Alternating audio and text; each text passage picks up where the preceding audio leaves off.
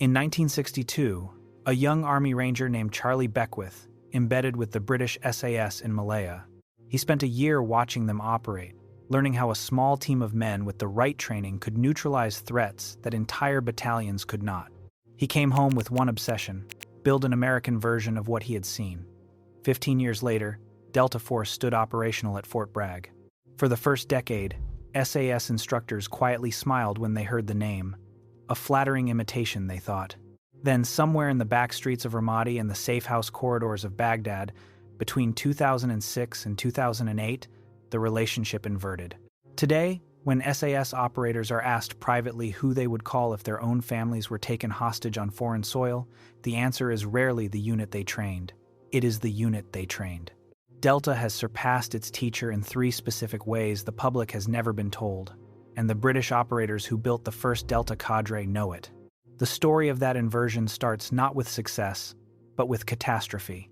On the night of the 24th of April, 1980, Delta Force launched its first real-world mission. Operation Eagle Claw was designed to rescue 52 American hostages held inside the United States Embassy in Tehran. The planning was meticulous. The operators were ready. The mission collapsed before a single door was breached. Mechanical failures, a catastrophic collision in the Iranian desert, and a command structure with too many layers had killed 8 American servicemen and left the mission in flames. Former operators who lived through that period say Eagle Claw did not break Delta, it rebuilt it. Every process that failed in the Iranian desert was stripped down, re-examined, and redesigned. The enabling architecture that makes Delta what it is today was born directly from that fire. That same year, 4,000 miles away, the SAS made a different kind of history. On the 5th of May, 1980, 6 Iranian terrorists held 26 hostages inside the Iranian embassy on Prince's Gate in London. The British SAS executed a rescue that millions of people watched live on television. Abseil ropes, stun grenades, black balaclavas, operators moving through smoke and fire while the cameras rolled. It was one of the most electrifying special operations ever captured on film. 5 of the 6 terrorists were killed. Every hostage survived. The SAS became, overnight, the most famous special operations unit on Earth. And that is the first place where the 2 units began to diverge in ways that would matter enormously later. Fame has a cost. The SAS has lived under a public spotlight since 1980 that Delta Force has never tolerated and never will. Books, documentaries, former operators speaking at public events, a cultural mythology built in full view of anyone who wanted to look. Delta Force, by contrast, has weaponized its obscurity. The unit does not officially exist in any public Department of Defense organizational chart. Its operators do not wear unit insignia. Their assignments are classified not just in content but in form. Multiple former cadre members confirm a counterintuitive pattern. The deepest operational security Delta carries is not about tactics, it is about identity. Enemies cannot track what they cannot see. And Delta has made certain they cannot see. The SAS is not weak for being known, but there is a measurable operational cost to operating under that kind of scrutiny, and former Delta operators who have worked alongside the British in theater speak about it plainly in private circles. The SAS conducts long-range reconnaissance with extraordinary skill. They endure austere environments with patience that very few units on Earth can match. In the mountains of Afghanistan or the deserts of Mali, when the mission requires weeks of observation and zero signature, the SAS has few peers. That is not in dispute. But modern counterterrorism is not a patience contest. It is a tempo contest, and tempo is where the second difference lives. Between 2006 and 2008, Delta Force and its JSOC partner units ran a cycle of operations in Iraq that military historians now study the way business schools study Apple in 2007.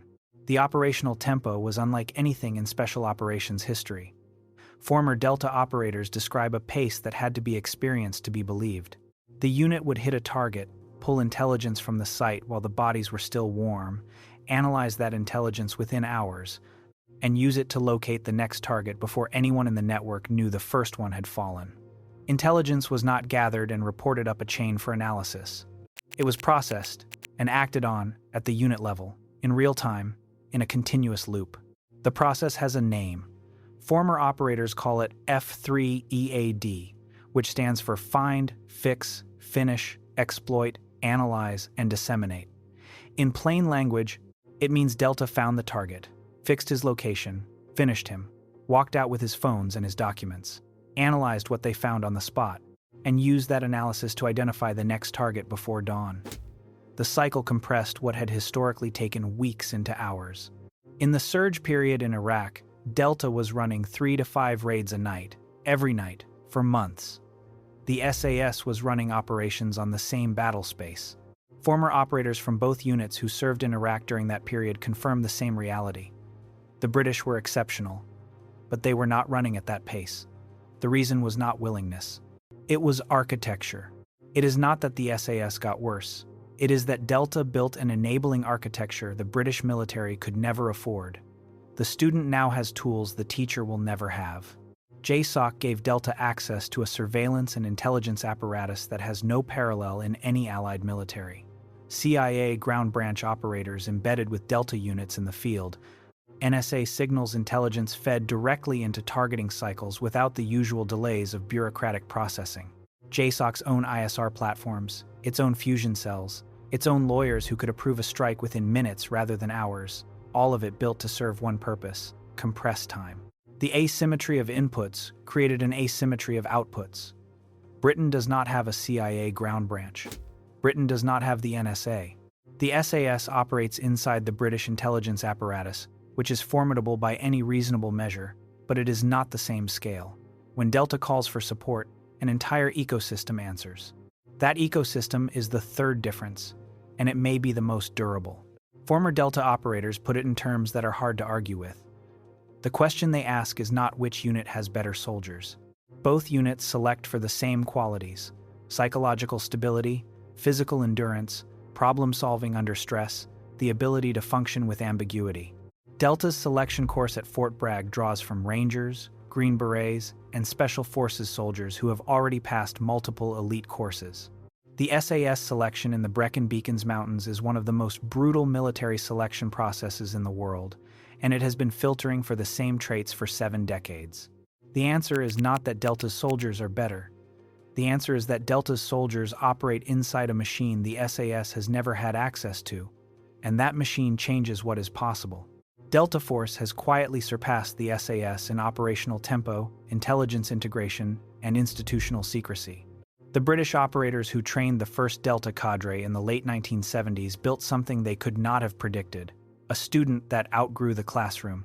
That is not a critique of the SAS. It is an honest accounting of what 45 years of American investment in JSOC and the intelligence infrastructure around it has produced. The teacher gave Delta everything it had. Delta took it, rebuilt it after Eagle Claw burned it down, and built something new on top of the ashes.